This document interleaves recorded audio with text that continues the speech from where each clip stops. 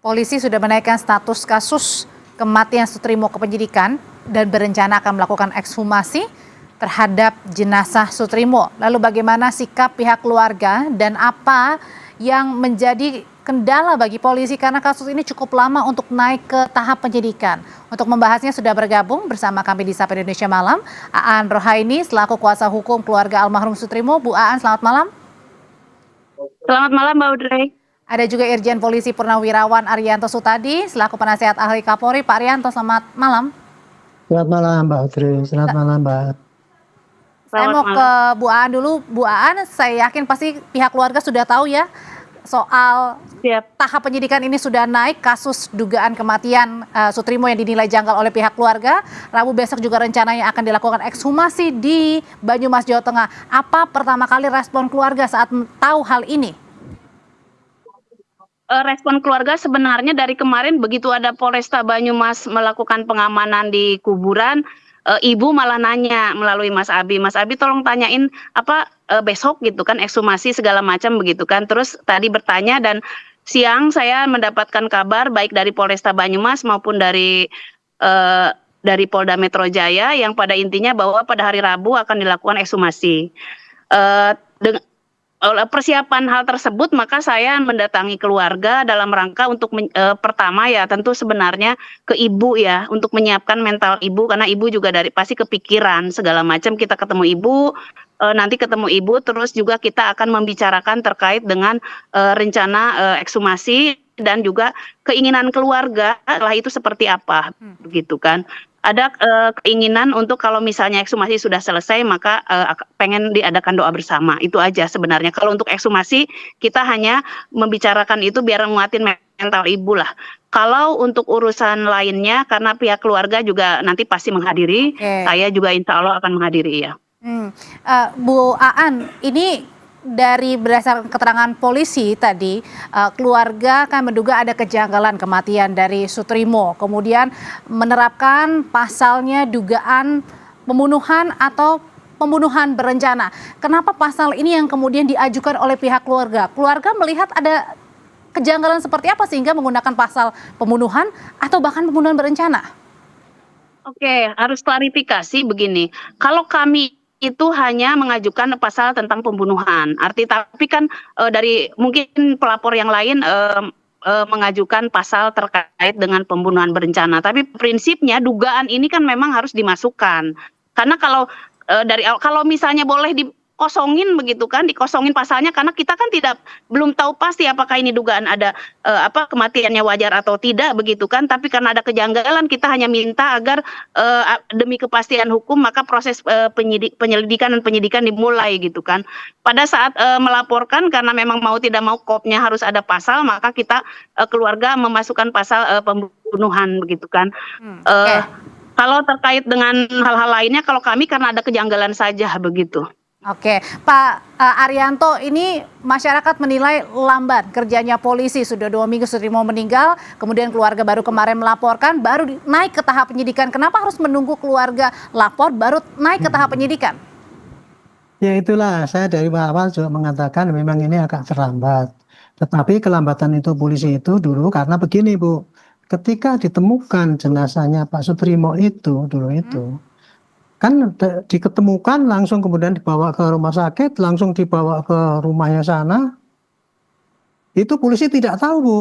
Jadi waktu itu kejadian itu polisi tidak tahu, polisi itu baru tahu 2 hari kemudian bahwa ternyata setelah rame-rame itu kan, viral-viral itu, kemudian dilakukan olah TKP, sehingga polisi tidak mempunyai dasar untuk langsung begitu melihat gitu, wah ini pasti diduga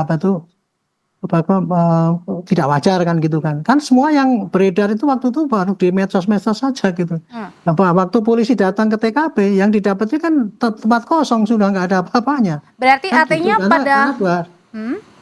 Ya. Pak Arianto, berarti artinya pada saat polisi melakukan olah TKP memang tidak ada janggal kalau di tempat kejadian itu di klinik. Ya tanpa adanya itu ya nggak ada kejanggalan, wong yang didapati situ cuman tempat kosong, kemudian dilihat-lihat bukti jejak-jejak kejahatan, kekejaman atau apa nggak ada kan, cairan darah mungkin yang nggak ditemukan.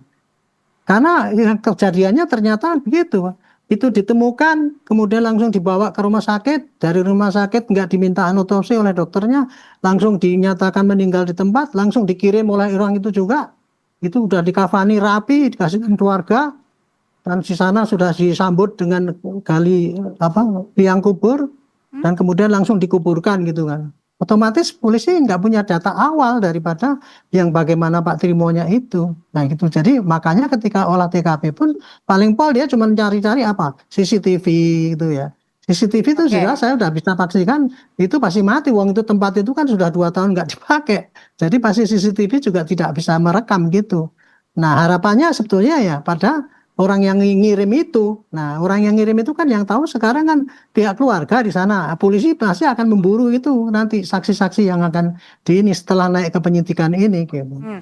Bu Aan, awalnya kan keluarga menerima ya kematian dari Sutrimo karena dianggap ini tidak ada kejanggalan. Tapi kenapa akhirnya keluarga menilai kematian Sutrimo ini janggal?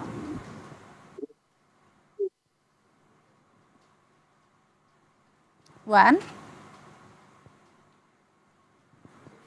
Oke, sambil diperbaiki komunikasi dari Bu Aan di Banyumas, Jawa Tengah, saya kembali lagi ke Pak Arianto. Pak Arianto, sebenarnya mekanisme seperti biasa misalnya yang dilakukan ketika ada seseorang yang meninggal dunia, apakah harus melapor ke polisi atau tadi ini terkesan ya tidak disangka-sangka kemudian langsung mengantarkannya kepada pihak keluarga di Banyumas dari Jakarta? Kalau kebiasaan yang terjadi ya Bu ya, ini umum ya, kalau kita tidak ada betul sekarang. Biasanya orang kalau menemukan orang geletak di lapangan itu ya, geletak di lapangan itu kan, oh ini mungkin karena belum meninggal ya, dia pasti berusaha menolong kan, gitu kan, ya kan?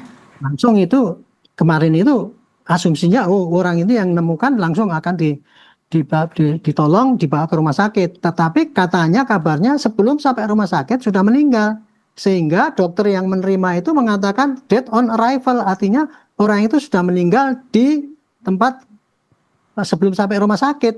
Nah biasanya ya Bu ya, kalau ada kayak gitu itu dokter yang berpengalaman pasti dia akan memberitahu pada aparat, Pak ini ada orang yang kayak gini, sehingga nanti ada aparat yang datang situ, dibikin minta visum et repertum.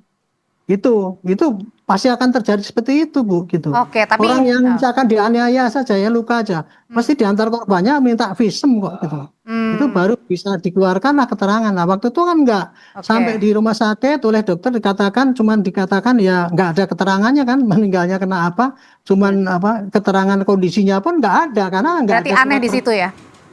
Karena tidak ada visum et repertum. Jadi anehnya itu adalah kenapa orang yang meninggal kayak gitu kok nggak dimintakan visum et repertum oleh rumah sakit ataupun oleh orang yang ngantar itu gitu. Apalagi langsung dibutuhkan langsung kirim ke rumah langsung dikubur, itu kan jadi tambah tanda tanya itu. Oke, saya mau kembali ke Bu Aan. Bu Aan, awalnya keluarga kan menilai tidak wajar kematian Sutrimo, tapi kenapa kemudian belakangan justru tanda tanya meminta keadilan? Apa yang dinilai janggal?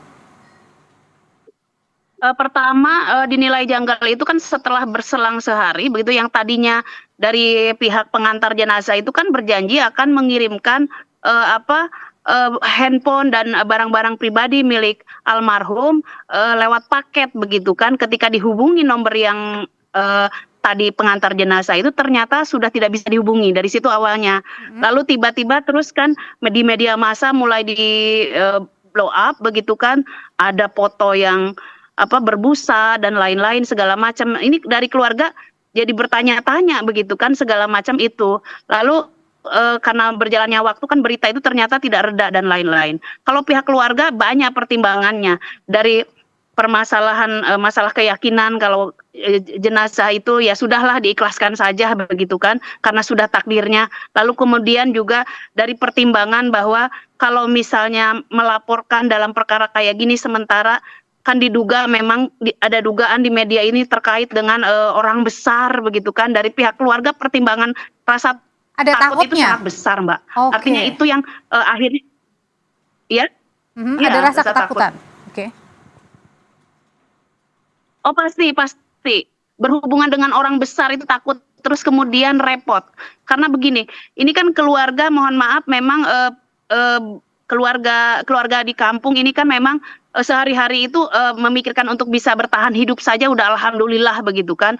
Lalu mereka kemudian berpikir kalau ini nanti menjadi kita ngelapor dan lain-lain nanti repot segala macam. Lalu juga selain takut ada ancaman, ketakutan ya, bukan berarti karena ada ancaman, tapi rasa takut. Terus nanti bagaimana untuk ongkos ke sana itu hal mungkin hal sepele bagi kita, tapi bagi keluarga itu pertimbangan besar. Oke, kalau gitu pertanyaan selanjutnya di belakang juga ada keluarga Pak Sutrimo, mungkin saya juga nanti akan bisa cerita lebih banyak. Apakah benar? Jadi pada saat kejadian itu sekitar dini hari sekitar pukul 4, almarhum ini sempat berkirim pesan lagi sedang makan berada di dekat rumah dari ex Jampitsus Febri Adriansyah, lalu kemudian malam harinya jam 8 malam justru Sutrimo ini dinyatakan meninggal dunia oleh seseorang begitu melalui pesan singkat. Benarkah seperti itu? Gimana ceritanya? Usai jeda ya Bapak dan Ibu, tetap bersama kami di Sapa Indonesia Malam.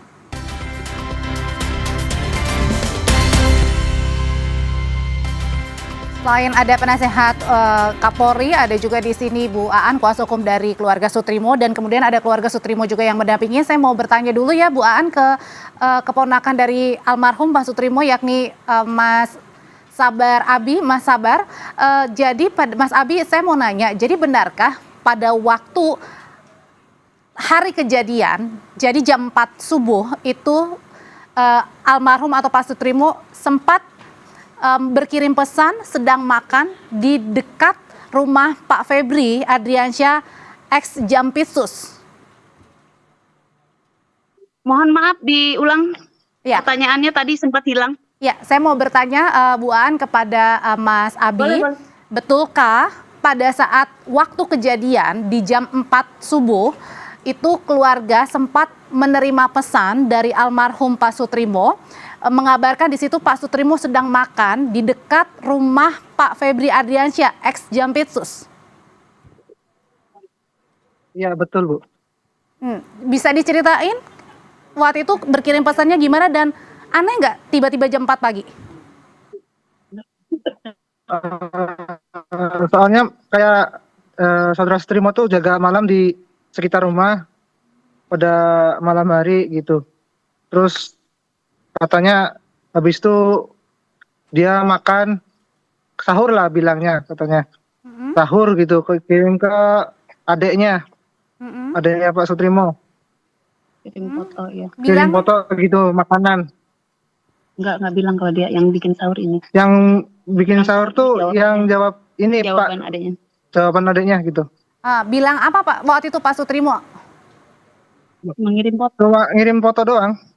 Oke, tapi waktu itu makanan gitu. Makanan, tapi memang sehari-harinya Pak Sutrimo ini sering berjaga malam di rumah Pak Febri.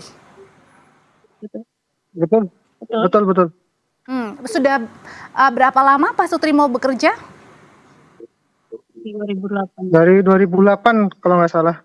2008 sampai dengan sekarang berarti artinya hampir sudah lebih dari 10 tahun ya, kurang lebih sudah sangat lama sekali ya? Ya, kurang lebih begitu. Bapak dan atau Masnya tahu kesehariannya Pak Sutrimo ini bekerja sebagai apa di sana?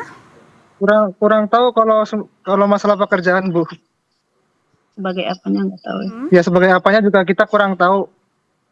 Karena saudara Sutrimo juga kurang bercerita masalah pekerjaan gitu. Oh oke, tidak pernah cerita, tapi yang tahunya ini sudah lama ya, lebih dari 10 tahun ya bekerja di sana. Nah, kemudian apakah sempat keluarga juga menerima kabar sebelum Pak Sutrimo ini meninggal, dinyatakan meninggal, beberapa hari sebelumnya Pak Febri ini atau melalui asistennya ini meminta Pak Sutrimo untuk pulang dulu ke kampung? Kalau itu kurang tahu, nggak tahu sih. Kalau Ibu Aan tahu soal hal ini? Kalau ke keluarga memang tidak tahu. Cuma ada saksi lain yang menyampaikan bahwa ini kan baru penuturan dari Pak Trimo ya. Kita tidak tahu bahwa Pak Trimo itu disuruh pulang sama sama bosnya gitu. Kan taunya bosnya. Bosnya suruh pulang ke Jakarta karena memang butuh Pak Trimo, Pak Sutrimo gitu, intinya seperti itu. Dan waktu itu Pak Sutrimo menyampaikan bahwa saya nggak ada uang, terus masalah uang tak transfer, terus kalau misalnya tiket sudah dibelikan dan nanti kamu akan ditemani 2 orang dari Cilacap naik kereta, seperti itu. Oh, jadi artinya Pak Sutrimo itu Saksi lain memang bukan ke keluarga. ya, berarti informasi artinya itu. Pak Betul. Sutrimo itu sempat pulang, tapi kemudian diminta kembali nggak? Atau ini pulangnya untuk karena memang sudah tidak mau bekerja atau gimana, nggak tahu ya Bu itu ya? Nggak tahu, jadi cuma memang disuruh pulang, informasi dia curhat ke temennya lah, ngobrol bahwa memang disuruh pulang dulu sama bosnya. Lalu kemudian berapa hari kemudian itu ya disuruh kembali, seperti itu saja. Oke, sebelum saya ke Pak Arianto, saya mau tanya lagi Mas Abi. Mas Abi, tadi kan jam 4 subuh sempat sempat mengirim pesan ya, foto lagi makan, lagi berjaga di sekitar rumahnya Pak Febri. Lalu dikabarinnya pada saat hari yang sama, kalau Pak Sutrimo sudah nggak ada itu sama siapa? Melalui handphone siapa itu? Itu pada pagi hari sekitar jam 8 apa jam 9 gitu. 8 sampai 9 ya, 8.30 kalau nggak salah. Oh. Itu dari handphonenya Bu Anis. Dari ya nomornya terima. Tapi tetap ya dari kontaknya HP-nya Bapak Trimo. Jadi handphonenya Pak Trimo telepon ke handphonenya Bu Anis gitu, adiknya. Oke, jadi pada saat itu dikabarkannya langsung dari handphonenya Pak Sutrimo ya, tapi ya. Iya, betul. Oke, saya nanti ke pihak keluarga lagi, saya mau ke Pak Arianto. Pak Arianto, apakah ekshumasi ini menjadi satu-satunya kunci penting untuk pengungkapan proses apakah kematian Sutrimo ini wajar atau tidak? Apakah ada unsur dugaan pidana atau tidak? Ya, ekshumasi itu adalah satu-satunya alat. Sebetulnya bukan ekshumasi ya, autopsi sebetulnya. Kalau orang itu belum dikubur namanya autopsi. Autopsi itu satu-satunya cara untuk mengetahui bagaimana orang itu meninggal dunia. Kalau diduga meninggal dunianya itu tidak wajar, tidak sakit gitu. Kecuali kalau kita udah tahu sakit parah, sakit malaria kemudian meninggal itu kita udah kelihatan kan, dokter sudah tahu. Tapi kalau kemudian dia pagi-pagi ditemukan muntah di mukanya ada muntahan, diduga dia keracunan kan gitu kan. Nah, untuk menentukan dia itu keracunan apa ya dilihat dalamnya gitu. Nah, ada apa nanti baru diketahui oh ini dalamnya ini dia meninggalnya karena ini gitu. Itu aja yang bisa kita ketahui. Oke, Pak Arianto. Dan kemudian kalau meninggalnya karena racun itu ya kita masih nggak bisa ekshumasi, nggak bisa menyatakan ini diracun oleh siapa. Hanya oh ini matinya karena begini gitu. Masalah itu sengaja atau karena tidak sengaja atau oleh orang lain itu nanti masih polisi yang menyelidiki gitu. Jadi tapi untuk mengetahui bagaimana orang itu meninggal itu mutlak hanya otopsi atau ekshumasi kalau udah terbukti. Oke, tapi pertanyaannya gini Pak Arianto, kan sudah berjalan selama hampir 2 minggu kematian Pak Sutrimo ini. Kalau memang misalnya kan katanya kabar beredar ini mulut almarhum ini keluar busa begitu. Apakah masih bisa diketahui dari dalam tubuh ketika sudah 2 minggu lebih baru dibuka atau baru otopsi? Saya tidak ahli ya, tapi dari pengetahuan saya itu lama atau tidaknya itu tergantung zat yang masuk dalam perut itu. Tapi Profesor Kiki mengatakan kalau zat yang masuk dalam itu adalah jenisnya arsenikum, itu bisa hilang seketika dalam waktu 2 hari sudah hilang. Tapi kalau jenis-jenis yang lain itu ada yang sampai bahkan ya yang namanya otopsi itu karena kadang-kadang nunggunya 2 minggu waktu itu. Jadi dia kalau untuk mengetahui zat-zat apa yang di dalam itu, ada jenis zat yang tidak sempat hilang, ada yang cepat hilang. Itu kalau untuk itu 2 minggu masih bisa terdeteksi gitu kan. Tapi lebih daripada 2 minggu itu ya sudah rusak, sudah berubah dan sebagainya, kemungkinan kecil. Tapi apapun yang terjadi kalau menurut saya, kalau tidak diekshumasi ya lebih konyol lagi, kita nggak bisa ngomong apa-apa lagi kan.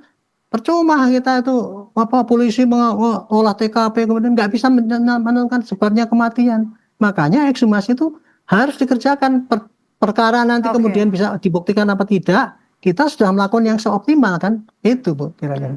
Oke, balik lagi ke keluarga dan juga Bu Aan, saat ini sedang berada di makam atau di tempat makam Pak Sutrimo, betul ya? Betul Mbak Audrey. Saat ini sedang apa? Apakah karena memang tadi sudah akan dilakukan ekshumasi hari Rabu makanya keluarga berjaga?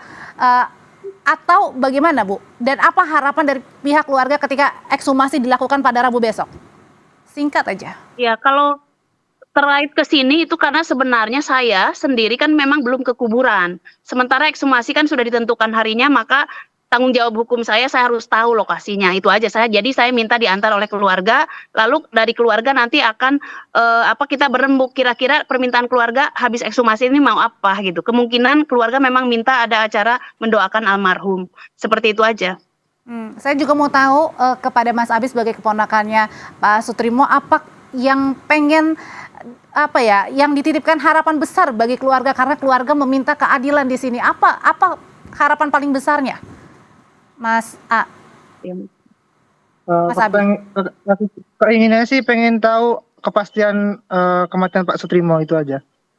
Apakah yang diberitakan itu benar atau salah gitu. Dan keluarga sudah siap, artinya mengawal terus proses ekshumasi sampai ketika nanti akan dimintai keterangan lagi, bahkan sampai di Jakarta, keluarga sudah siap itu semua? Didampingi saya, nggak apa-apa?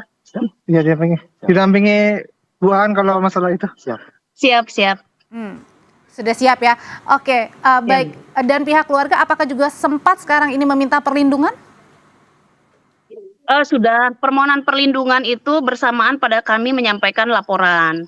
Artinya itu justru syarat pihak keluarga mau melaporkan asal ada perlindungan hukum terhadap keluarga. Oleh karenanya sejak awal kita terima kasih kepada Pak Kapolresta Banyumas yang sudah sangat responsif. Kita di hari setelah laporan aja pulangnya juga sudah didampingi oleh pihak keamanan. Sampai detik ini di kuburan juga keamanannya bukan dari kami, tapi dari kepolisian. Di rumah juga sudah mau dipasangin CCTV dan lain-lain. Artinya pengamanannya sudah bagus begitu. Oke, sekarang saya mau ke Pak Arianto, singkat aja Pak Arianto. Ketika tadi Bapak bilang kemungkinan saja racunnya sudah tidak ada lagi karena sudah lebih dari 2 hari. Tapi bagaimanapun otopsi memang harus dilakukan. Tapi kalau misalnya nanti tidak ditemukan hasil apapun di otopsi, apa penyebab-penyebab lain atau penyidikan-penyidikan lain yang bisa dilakukan untuk mengungkap kasus ini terang benderang supaya tahu wajar atau tidak kematian Pak Sutrimo? Ya, kita seandainya contoh nanti itu ekshumasi nggak gagal ya, tidak tahu ini penyebabnya. Polisi masih bisa melacak kepada para saksi-saksi yang mengantar itu. Yang ngantar 3 orang itu ke sana waktu ngelihat itu bagaimana kondisinya, sebelum mengantar itu dia di mana, apakah dia menemukan Pak Trimo setelah geletak atau dia yang justru disuruh bawa Pak Trimo ke situ. Kan semua kemungkinan bisa terjadi. Intinya polisi kalau nanti gagal dari ekshumasi itu pasti akan cari data-data yang lain dari mana Pak Trimo itu ada ke situ dan kemudian setelah itu kemana dan kemudian meninggal kan gitu kan. Kenapa kok buru-buru dikirimkan ke sana? Itu nanti akan mengungkap semua kejahatan yang terjadi kepada Pak Trimo itu. Ya itulah yang maksimal yang kita kerjakan. Tapi intinya semua harus pakai data scientific. Artinya apa? Bukti-bukti itu bisa dipertanggungjawabkan secara ilmiah gitu. Ya, dan pasti di sini juga keluarga sangat menanti sekali proses demi proses karena tadi dinilai ada kejanggalan dan ingin mengetahui apakah kematian Pak Sutrimo ini wajar atau tidak. Terima kasih kalau gitu Pak Arianto Sutadi, Bu Aan, Mas Abi dan juga Bapak. Terima kasih. Selamat malam. Kita selalu menunggu perkembangan terbaru dari sana.